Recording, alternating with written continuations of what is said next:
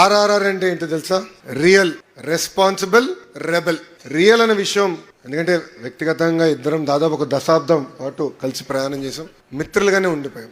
ఎప్పుడైతే చంద్రబాబు నాయుడు గారిని అరెస్ట్ చేశారో నాకు టాప్ మొదటి 10 మందిలో ఫోన్ చేసిన వ్యక్తి ఆర్ఆర్ఆర్ గారు. వేరే పార్టీ అయినా ఫోన్ చేసి జరిగింది కరెక్ట్ కాదు, లేదు మీకు అండగా నిలబడతాం, లీగల్ గా నీకు ఏం హెల్ప్ కావాలంటే కూడా గైడ్ చేస్తానన్నారు. నేను ఆనాడు ఢిల్లీకి వెళ్ళి ఉన్నప్పుడు కూడా ప్రతి క్షణం నాతో ఉండేవారు. కోర్టులో ఏం జరుగుతుంది, ఏం చేస్తే బాగుంటుందని నేను గైడ్ కూడా చేశారు. అందుకే అంటున్నా, రియల్ మనసున్న వ్యక్తి ఆర్ఆర్ఆర్ గారు. మనందరం చూసాం, 5 ఏళ్ళు అనేక పోరాటాలు చేశారు. రాజద్రోహం కేసు పెట్టి కొట్టినా కూడా ఆయన పట్టించుకోలేదు. నమ్ముకున్న సిద్ధాంతాల కోసం ఆయన ముందరికెళ్లారు. మీరందరూ ఆశీర్వదించారు, మంచి మెజారిటీ ఆయన గెలిపించారు. గెలిచిన తర్వాత ఇప్పుడు ఎమ్మెల్యే అయిపోయాను, రిలాక్స్ అవలా. ఇమీడియట్ గా కలెక్టర్ గారికి చెప్పి ఏకంగా ఉండి డెవలప్మెంట్ ఫండ్ ఏర్పాటు చేశారు. ఆయన స్నేహితులు, శ్రేయోభిలాష అందరితో మాట్లాడి ఆ ఫండ్ కి నిధులు తీసుకొచ్చి ఉండి అభివృద్ధి కోసం డబ్బులు ఖర్చు పెడుతున్నారు. జెడ్పీ హై స్కూల్ అభివృద్ధి కోసం 60 లక్షల రూపాయలు ఖర్చు పెట్టారు. 34 ప్రభుత్వ పాఠశాలలు ఉంటే 31 ప్రభుత్వ పాఠశాలలో బిల్డింగ్స్ గానీ, క్లాస్ రూమ్స్ గానీ, డెస్క్స్ గానీ, ప్లే గ్రౌండ్లు అన్ని కూడా ఏర్పాటు చేశారు